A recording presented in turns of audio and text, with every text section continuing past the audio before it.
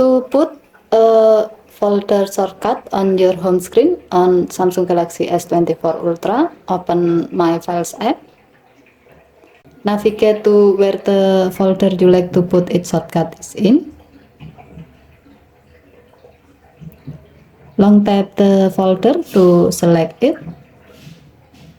Tap more icon or 3 vertical dot icon at the bottom right. Tap add to home screen. Next, tap and hold the shortcut and then drag it to the desired place on your home screen. Release the shortcut to place it. By adding this shortcut, now you can quickly open the folder by single tapping the folder shortcut on your home screen. Okay, thank you for watching. Please help to like and subscribe. Have a nice day.